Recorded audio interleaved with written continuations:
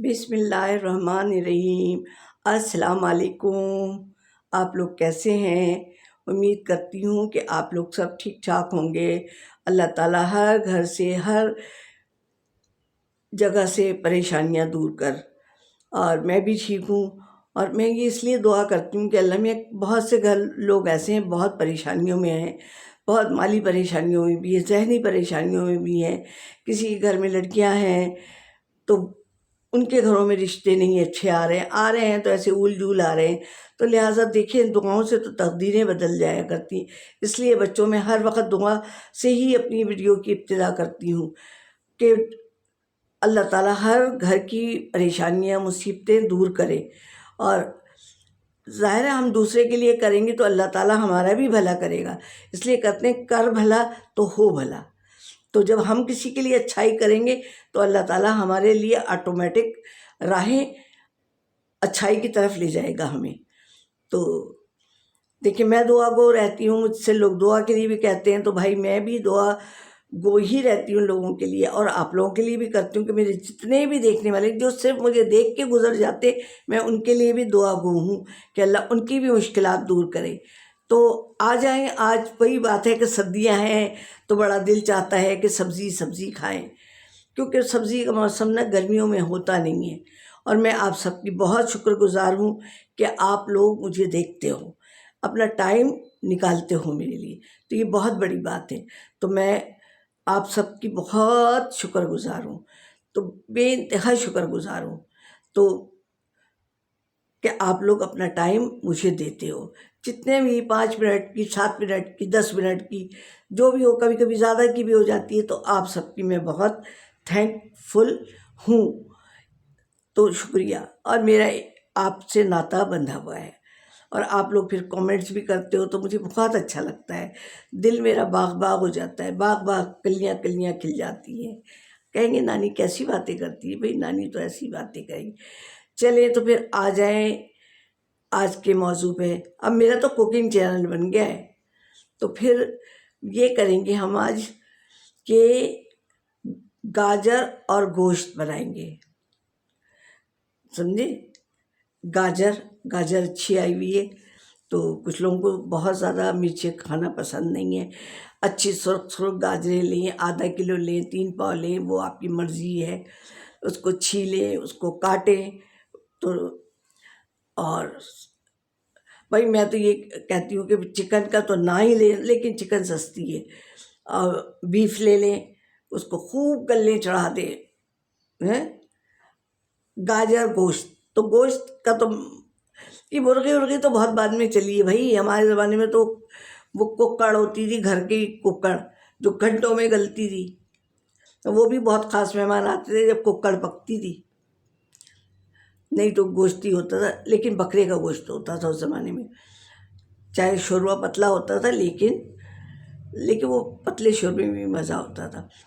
तो उसके लिए ये, अब आप कोई सा भी गोश्त ले लें, लेकिन फिर गलने का टाइम उसका थोड़ा कम होगा। अब आप जितना भी गोश्त ले रहे हैं, बात वही पड़ जाती है। मुर्गी का ज़्यादा गोश्त लेना पड़ता है क्योंकि बोटियाँ उससे दी नहीं जा। और लेकिन ये अगर बीफ का लेंगे तो अगर आपने 1 पाव भी ले लिया बिलफर्ज, तो वो पूरा घर एक वक्त में खा लेगा। एक एक बोटी भी दी तो शोरबे वाला सालन खाए। ये शोरबे वाला थोड़ा होता है लुटपुटा शोरबा।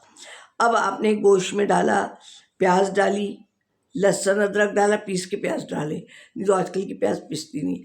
लहसुन अदरक डाला, पहले सबसे पहले तेल डाले, थोड़ा सा गरम मसाला डाले, थोड़े थोड़े 4-5 काली मिर्च, 1 आध लौंग, 1 इलायची, और चढ़ा गोश्त डाला। गोश्त की रंगत तब्दील हो गई तो फिर उसमें पिसी हुई प्याज भी डाल दें आप, हल्दी, धनिया, वो गरम मसाला, सुर्ख मिर्च और कश्मीरी मिर्च, ये सब डाल दें आप।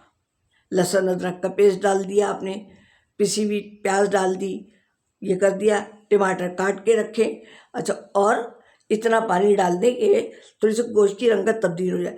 पानी डाल दें जितनी देर में गलना है। अब गोश्त जो भी है भाई, ये आपका गलने का अपना टाइम होगा। अब वो गलने पे आ गया तो आपने अब थोड़ा सा टमाटर भी डाल दें आप।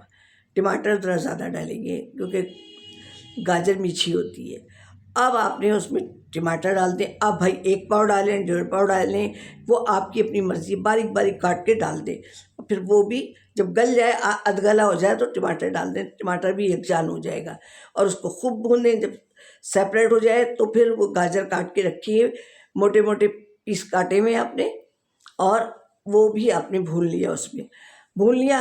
अब फिर आप इतना शोरबा डालें कि ये गाजर गल जाए। गाजर तो खैर एक भाप में गल जाती है। आप बड़े बड़े पीसेस डालेंगे क्योंकि कोई खाएगा गाजर, कोई नहीं खाएगा।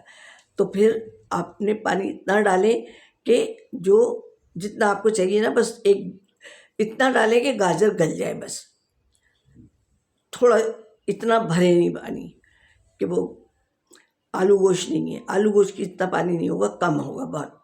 बस आपने देखा कि आपके हो गया, तो फिर आपने ये किया कि गाजर को छू के देखिए गल गई है, और इतना आपको दरमियाना दर्जे का शोरबा चाहिए, बहुत ज़्यादा शोरबा नहीं। तो आपने देख लिया। फिर आप ये करें कि गरम मसाला पीसें ज़रा तवे पे ना, उसे गरम मसाले को करें। जब हंडिया आपकी बिल्कुल तैयार पे है, आप चूल्हा बंद करने वाले हैं, तो आपने वो काली मिर्च पीसी तवे पे लाल की, और चाहे बेलन से वहीं काउंटर पे पीस के और उसमें डाल दी, क्या खुशबू आएगी, वाह। और फिर आपने हरा धनिया काट लेना है और अपने हांडी में डाल लेना है। गाजर गोश्त आपका तैयार है। और फिर फुलके के साथ खाएं, साथ में चावल पका लें, चाहे बघारे हुए पका लें, चाहे सादे चावल पका लें, आपके गाजर गोश्त तैयार है। और उसके साथ सलाद वगैरह बना लें। आजकल सलाद का सामान भी अच्छा आया हुआ है। खीरा महंगा तो है, खीरा ले लें, थोड़ी थोड़ी क्वांटिटी में लें और मज़े से खाएं। बहुत मज़ा आएगा कि गाजर गोश्त, क्योंकि गाजर भी खाने की चीज़ है ना, उससे आँखों की रोशनी भी तेज़ होती है।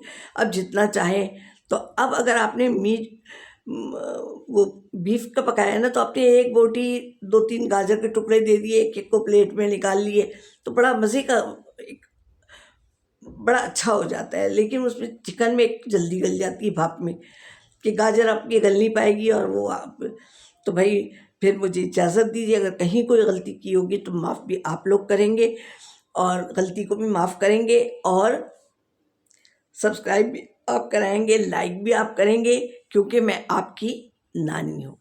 तो अपने ही अपनों को माफ़ करते हैं ना। तो फिर मुझे अगली वीडियो तक के लिए अल्लाह हाफिज़।